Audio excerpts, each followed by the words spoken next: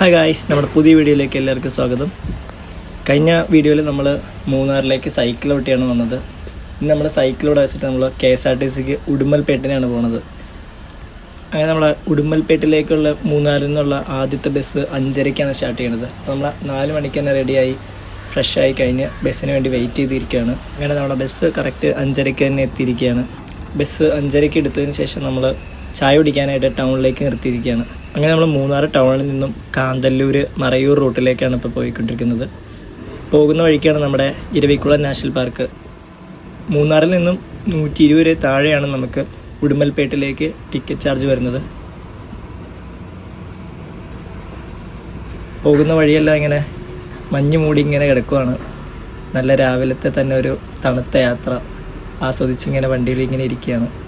വണ്ടി ആദ്യം തന്നെ എടുത്തപ്പോൾ നമ്മൾ കയറിയിരുന്നതുകൊണ്ട് നമുക്ക് തന്നെ ഫ്രണ്ട് സീറ്റ് തന്നെ കിട്ടിയിരുന്നു. തിരക്കൊക്കെ ആയി വരുന്നുണ്ടായിരുന്നുള്ളൂ. രാജമല എത്തി ഇടത് സൈഡിൽ തന്നെയായിട്ടാണ് നമ്മുടെ ഇരവിക്കുളം നാഷണൽ പാർക്കിലേക്കുള്ള എൻട്രൻസ് വരുന്നത്. അവിടുത്തെ ടിക്കറ്റ് ചാർജ് 200 രൂപയാണ്. നമ്മുടെ കണ്ടക്ടർ ചേട്ടനാണെങ്കിൽ രാവിലെ തന്നെ പത്രമൊക്കെ വായിച്ച് വണ്ടിയിൽ യാത്ര ആസ്വദിച്ച് ഇങ്ങനെ ഇരിക്കുകയാണ്. ഈ റൂട്ടിൽ അങ്ങനെ അധികം ആൾക്കാരൊന്നുമില്ല, പൊതുവേ കുറവാണ്. പോകുന്ന വഴിയിലൂടെ ഇങ്ങനെ ചരക്ക് ലോറികൾ ഇങ്ങനെ വരുന്നത് കാണാം. സൂര്യനൊക്കെ ഉദിച്ച് വരുന്നതേ ഉണ്ടായിരുന്നുള്ളൂ. നല്ല തണുത്ത കോട മൂടിയ മലനിരകളൊക്കെ ഇവിടെ കാണാൻ സാധിക്കും. നമ്മൾ പോകുന്ന വഴിയിലൂടെ എല്ലാം ഇതുപോലെ തേയിലത്തോട്ടങ്ങളും ടീ ഫാക്ടറിയും ഒക്കെയാണ് അധികമായിട്ട് കാണാൻ പറ്റുന്നത്. പിന്നെ ഇതുപോലത്തെ കുഞ്ഞു കുഞ്ഞു വെള്ളച്ചാട്ടങ്ങളും അധികമായി കാണാൻ സാധിക്കും. പോകുന്ന വഴിയെല്ലാം ഇതുപോലത്തെ നല്ല ഇടുങ്ങിയ വളവുകളാണ്. അങ്ങനെ നമ്മുടെ യാത്രയിലെ ഒരു ഗ്രാമം എത്തിയിരിക്കുകയാണ്. ഇവിടെയാണ് നമ്മുടെ ആദ്യത്തെ ചെക്ക് പോസ്റ്റ് വരുന്നത്. ഉടുമ്പൽപേട്ടിലേക്കുള്ള യാത്രയിൽ നിരവധി ചെക്ക് പോസ്റ്റുകളുണ്ട്. ചട്ടമന്നാർ എന്നാണ് നമ്മുടെ ഈ ഗ്രാമത്തിൻ്റെ പേര് വരുന്നത്.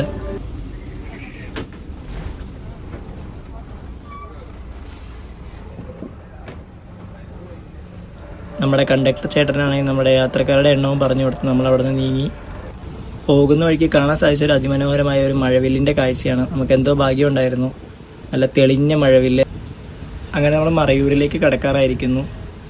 നമ്മളങ്ങനെ ഏക ചന്ദനക്കാടായ മറയൂരിലേക്ക് ഇങ്ങനെ കടന്നിരിക്കുന്നു. നമ്മൾ 2 വശങ്ങളിൽ കാണുന്നത് കാപ്പിത്തോട്ടങ്ങളും ചന്ദനക്കാടിൻ്റെ തുടക്കവുമാണ്. ഈ കാണുന്നതാണ് നാച്ചിവാവൽ എന്ന് പറയുന്ന സ്ഥലത്തെ ഫോറസ്റ്റ് ഓഫീസ്. ഇവിടെ മുതലാണ് നമ്മുടെ ചന്ദനക്കാടുകളുടെ തുടക്കം. യാത്രക്കാരൊക്കെ ഏറെക്കുറെ കയറി തുടങ്ങിയിരിക്കുന്നു. നമ്മളങ്ങനെ ചന്ദനക്കാടിലേക്ക് കടന്നിരിക്കുകയാണ്. നമ്മുടെ ഈ ഇരുവശങ്ങളിലും കാണുന്നതാണ് എല്ലാം ചന്ദന മരങ്ങളാണ്. ഇതാണ് കേരളത്തിലെ ഏക ചന്ദനക്കാട്. ശ്രദ്ധിച്ചു നോക്കിയാൽ നമുക്ക് ഓരോ ചന്ദനമരത്തിലും നമ്പർ എഴുതിയിട്ടിരിക്കുന്നത് കാണാം. നമ്മുടെ ഈ മനോഹരമായ ചന്ദനക്കാടുകൾ നമ്മൾ ഒരിക്കലെങ്കിലും കണ്ടിരിക്കേണ്ട ഒരു കാഴ്ചയാണ്. നമ്മുടെ വണ്ടി എങ്ങനെ മറയൂർ ടൗൺ എത്തിയിരിക്കുകയാണ്. നമ്മൾ മറയൂർ സ്റ്റാൻഡിലെത്തിയപ്പോൾ സമയം ഏകദേശം 7:30 ആയിരിക്കുന്നു. വണ്ടി അങ്ങനെ 10 മിനിറ്റ് യാത്രക്കാർക്ക് വേണ്ടി വെയിറ്റ് ചെയ്തിരിക്കുകയാണ്. അന്നേരം നമുക്ക് ചായ കുടിക്കണമെങ്കിൽ കുടിക്കാവുന്നതാണ്.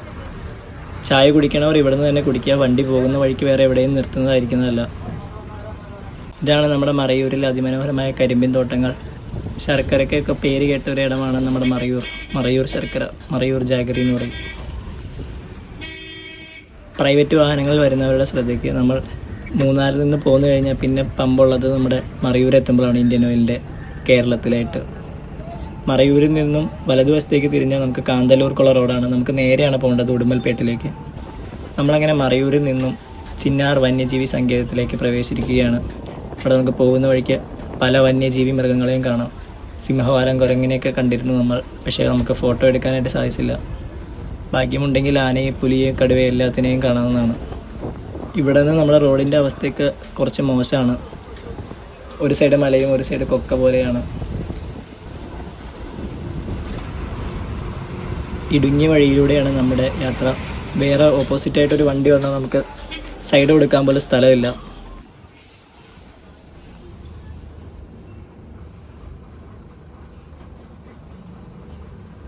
അങ്ങനെ പോകുന്ന വഴിയിൽ വന്നൊരു ചരക്ക് ലോറിയുമാണ്. നമ്മുടെ തമിഴ്നാട്ടിൽ നിന്നും ചരക്കുമായി കേരളത്തിലേക്ക് എത്തുന്ന ലോറിയാണ്.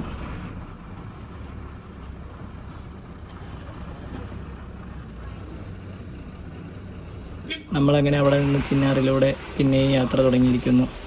പോകുന്ന വഴിയെല്ലാം ഇതുപോലെ സൈഡിൽ പാറകളും മലകളും ഒക്കെ കാണാവുന്നതാണ്. ഈ കാട്ടിലൂടെ നമുക്ക് കുറച്ച് അധിക ദൂരം സഞ്ചരിക്കേണ്ടതുണ്ട്. നമ്മൾ പോകുന്ന വഴിക്ക് കണ്ടൊരു കാഴ്ചയാണ്, ഏതോ ഫിലിമിൻ്റെ ഷൂട്ടിംഗ് ആണെന്ന് തോന്നുന്നു.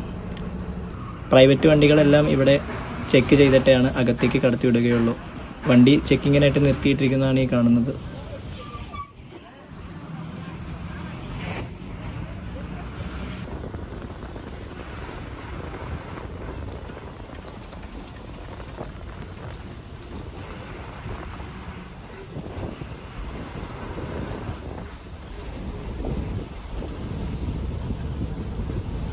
അങ്ങനെ നമ്മൾ അടുത്ത ചെക്ക് പോസ്റ്റ് എത്തിയിരിക്കുകയാണ്.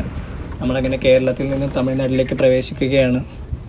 ഇവിടെ നമ്മുടെ കണ്ടക്ടർ ചേട്ടൻ നമ്മുടെ ബസ്സിലെ യാത്രക്കാരുടെ എണ്ണവും പറഞ്ഞു കൊടുത്ത് നമ്മൾ അവിടുന്ന് യാത്രയായി.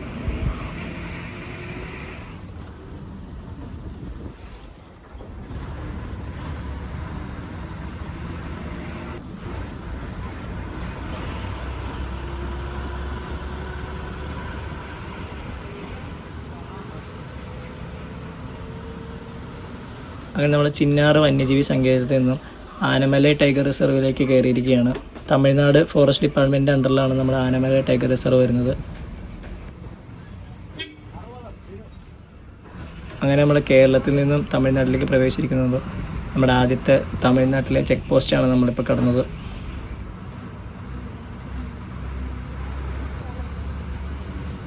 ആനമലൈ ടൈഗർ റിസർവിലെ മനോഹരമായ കാഴ്ചകളാണ് ഈ കാണുന്നത്. നല്ല ഫിലിമിലൊക്കെ കാണുന്ന ലൊക്കേഷൻ പോലെയുണ്ട് കാണാൻ. രണ്ട് സൈഡും മലനിരകളും നല്ല പരന്ന ഇടുങ്ങിയ റോഡുകളാണ് കാണുന്നത്. ഈ വഴിയിലൂടെയുള്ള രാത്രി സഞ്ചാരത്തിൽ നമുക്ക് കടുവയും പുലിയെയും മറ്റ് കാട്ടുമൃഗങ്ങളെയും കാണാവുന്നതാണ്. നമ്മളങ്ങനെ പല മലനിരകളിൽ കൂടെ കയറി ഇറങ്ങിയാണ് നമ്മുടെ യാത്ര. പോകുന്ന വഴിക്ക് കണ്ട ഒരു അതിമനോഹരമായ മലയാണ് കേട്ടോ ഗൈസ് ഇത്.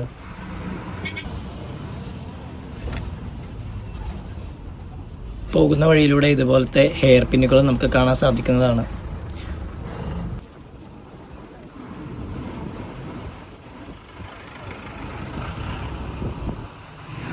നമ്മളങ്ങനെ നമ്മുടെ രണ്ടാമത്തെ ഹെയർ പിന്നും അങ്ങനെ കഴിഞ്ഞിരിക്കുകയാണ്. നമ്മളങ്ങനെ തമിഴ്നാട്ടിലെ ഗ്രാമത്തിലേക്ക് പ്രവേശിച്ചിരിക്കുകയാണ്.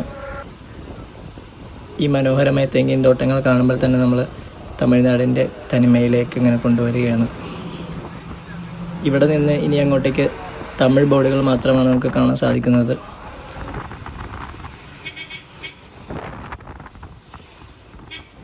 നമ്മളങ്ങനെ തമിഴ്നാട്ടിലെ പട്ടണത്തിലേക്ക് എത്തിയിരിക്കുകയാണ്.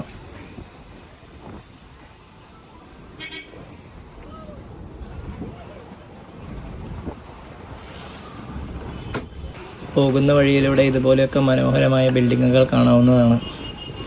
നമ്മുടെ ദൂരെ കാറ്റാടി യന്ത്രങ്ങളും മറ്റു കാഴ്ചകളും ഇതുപോലെ അതിമനോഹരമായി കാണാവുന്നതാണ്. അങ്ങനെ നമ്മുടെ ബസ് ഉടുമൽപേട്ടിലേക്ക് പ്രവേശിക്കുകയാണ്. ഇതാണ് നമ്മുടെ ഉടുമൽപേട്ട ബസ് സ്റ്റാൻഡ്. ഇവിടെ നമുക്ക് കുറച്ച് ദൂരം സഞ്ചരിച്ച് കഴിഞ്ഞാൽ നമുക്ക് അമരാവതി നദിയിലേക്ക് എത്താവുന്നതാണ്. അമരാവതി മുതല ഫാമൊക്കെ ഇവിടെ അടുത്ത് തന്നെയാണ്.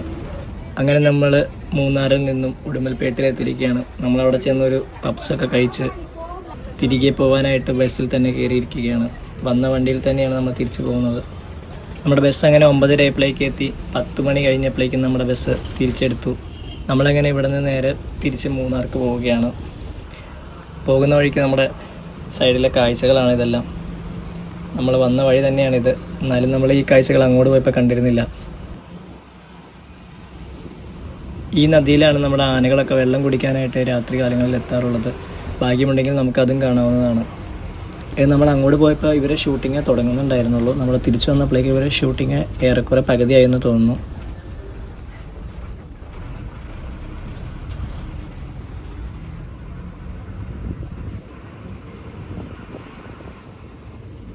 നമ്മൾ തിരിച്ചു വരുന്ന വഴിക്ക് കണ്ട ഒരു മനോഹരമായ വെള്ളച്ചാട്ടമാണിത്. അപ്പം നമ്മുടെ ഉടുമൽപേട്ടിലേക്കുള്ള യാത്ര ഇവിടെ അവസാനിച്ചിരിക്കുന്നു. മറ്റൊരു യാത്രയുമായി പെട്ടെന്ന് വരുന്നതായിരിക്കും. നിങ്ങളുടെ സജഷൻസ് എല്ലാം കമൻറ്റ് ബോക്സിൽ അറിയിക്കേണ്ടതാണ്. Thanks for watching.